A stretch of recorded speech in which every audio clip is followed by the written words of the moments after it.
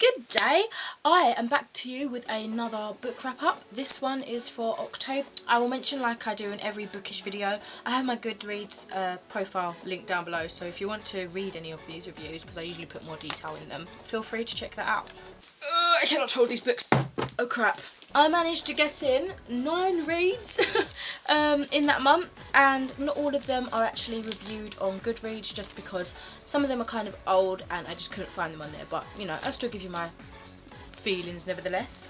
Now, I do have more books than usual. I think I definitely made up for not reading much in September, so this is probably going to be a long video, but you know, I can't promise that it's going to be short because I do ramble like I'm doing now.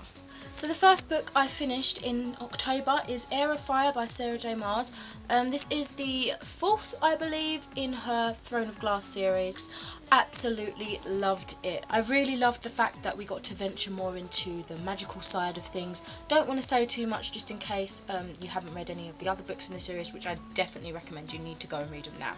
So keeping it short and sweet, great series. Get to explore more characters and how they feel with a main female character who's pretty badass. Loved it, and can't wait for the next book to come out. Also, I gave that 4 out of 5 stars on Goodreads. Next book is A Monster Calls by Patrick Ness. I've got a full review on this and I have linked it down below so you can check that out, but I really enjoyed it. 5 out of 5 stars.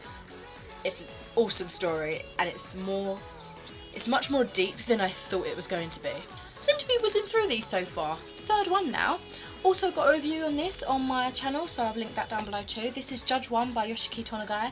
It is a manga, as you can see, so I actually thought it would be a nice easy read, but it was actually heavier than I thought it was going to be. But in saying that, it wasn't the kind of heaviness that I wanted. It still didn't get to the point. I didn't get to see characters in as much detail as I would like to. Gave it 2 out of 5 stars. I was kind of disappointed with the outcome, but as I said, I've got a review for that if you want to check these out. The 4th book I managed to get through last month was Percy Jackson, Greek Gods by Rick Riordan, or Riordan. I can never say his name, I'm bad with names, I'm really sorry.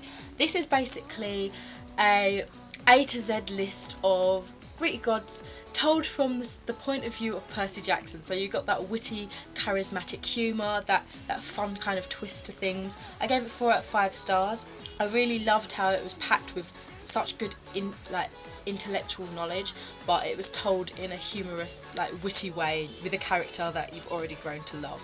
I do wish I picked up the American version, ordered it online or something though, because I'm pretty sure they have illustrations in there, but you know, that's just a minor aesthetic issue with me.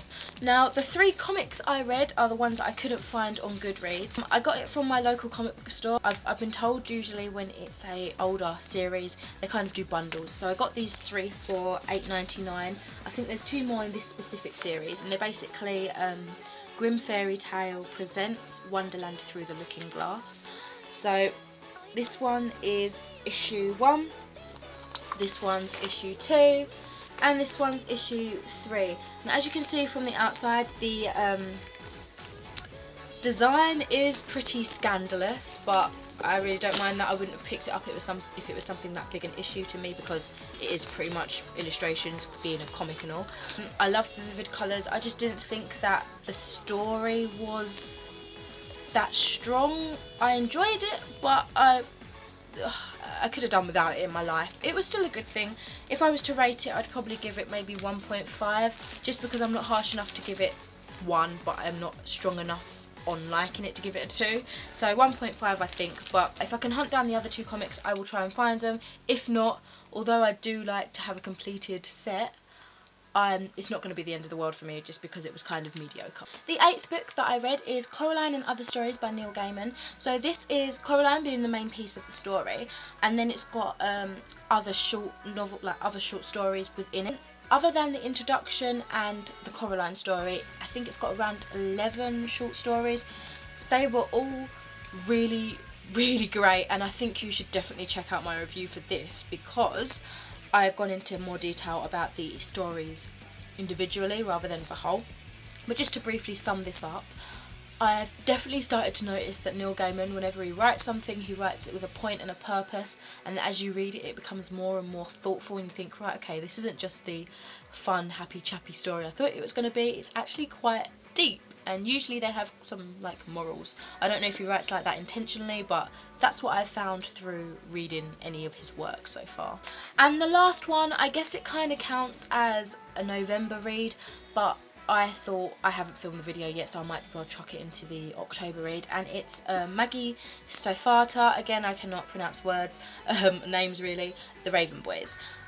Got this as a birthday present from Chloe, and I was really interested in reading it only because the Shiver series that she's done, as most people seem to think, it was kind of like a meh kind of series, so that's why I wanted to give something from her other creations a try, just to see if it's just the way she writes that kind of doesn't agree with me entirely, like doesn't get the best reaction from me, or if it was just that series. I think that was her debut series, so that might have been the case.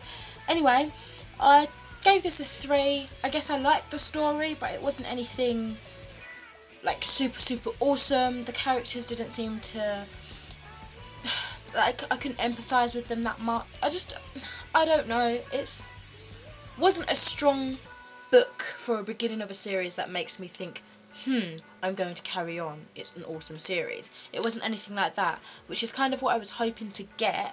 Like, I wanted something to be like that from an author that I've had in the past and not enjoyed. I hope that made sense. I kind of stumbled over my words, but I know what I mean, and you should too. Anyway, that is the end of my little review wrap-up books for October, and I shall come to you with another book wrap-up at the end of November or at the beginning of December. I'm never on schedule with these kind of things. Anyway, speak to you soon. Bye.